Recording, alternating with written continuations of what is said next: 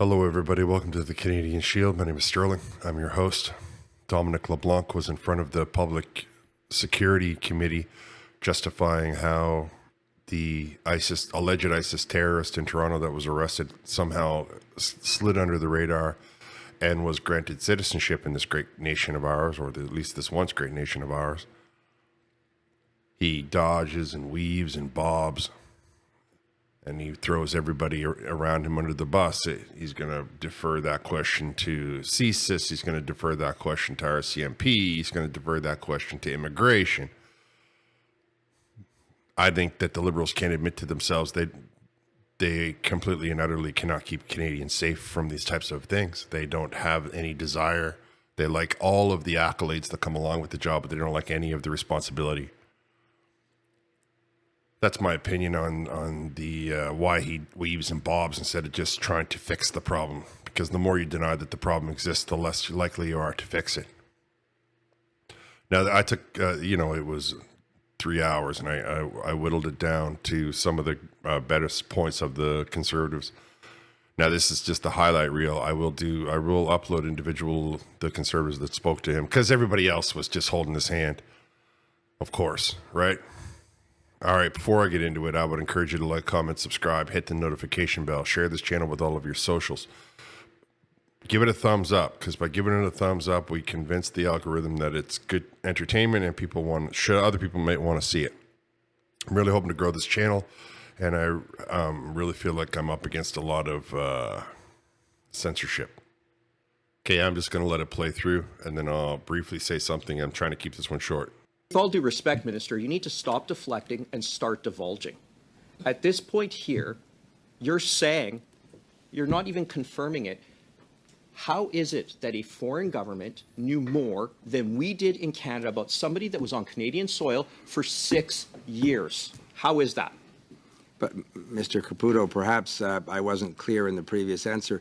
You understand very well, and I'd be happy to ask the interim director of CSIS to explain the reasons why it is inappropriate, if not illegal, to answer questions around specific intelligence products, and more so because this is an ongoing criminal case. Some of this evidence, the prosecutors in their judgment may decide to bring before a court, before a jury at some future prosecution. I'm not talking about the evidence. I'm talking about how the evidence was gathered. How is it that a foreign government knew more than our own government? That's what I'm talking about, not the evidence, sir.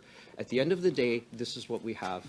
We have somebody that came in here and was here for 6 years flying under the radar. We don't know whether this happened before, and we have no assurances from you whether or not this will happen again. You've deflected, you've diverted, and you've denied, and that is absolutely inexcusable to this point. Canadians deserve answers, and we are getting none. Thank you, Mr. Chair. Minister, I'm going to jump right in my questions because you've had a month to answer these questions. But you said in your opening statement, I'm going to quote you, "This is the way that the investigative and national security system should work." Your government issued a visa to somebody who was allegedly in a 2015 ISIS propaganda video, who then planned a mass casualty event outside of Toronto with a target in our city, in our country's largest city. The RCMP foiled that plot with intelligence from the French. Are you really telling Canadians that that's how our system should work? He's been here for 6 years. With respect to the information regarding the immigration processing, the Immigration Department will be here later and are in a position to speak to the specific steps that an applicant, whether for asylum or permanent residency, and we're looking at the security check system. Yeah, Minister, by my count, there's about 6 security checks in the documents that you dumped on this committee 50 minutes before it started. Do you really think that the system is working if somebody like this, who's an alleged ISIS terrorist, who, if he was even a little bit more productive, would have resulted in mass casualties in Toronto? Do you really think that that's how the system should work? Do you really think that this is not a colossal failure of your government? The government promised increased screening on asylum seekers in this country. Do you believe that after everything we know today, that your government is doing its job on that?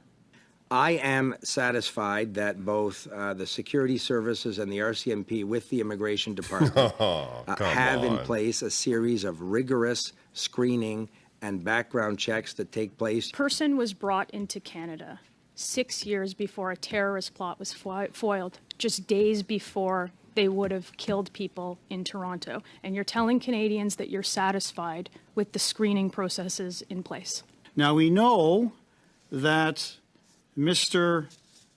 LDD received his citizenship in September 2023. I'm looking at the chronology under security screening note. Application was referred to CSIS for security checks in November 2023. CSIS returned a favorable recommendation.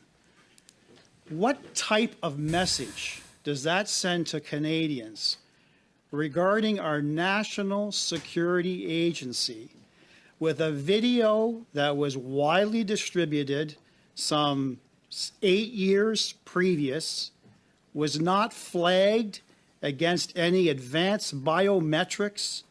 The man's face was clearly visible. Is CSIS not tracking these videos? What other terrorists are walking the streets here in Canada right now waiting to commit terrorist acts on innocent Canadians?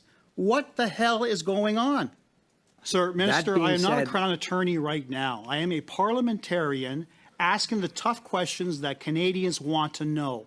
Why did our National Security Agency not flag this video 8 years prior and use the image of this terrorist, if not killer, who's dismembering limbs from the person in a pole? Why was that image not flagged against every other asylum claimant to ensure that there was adequate security checks being done? According to your note, CSIS cleared this individual, returning a favorable recommendation.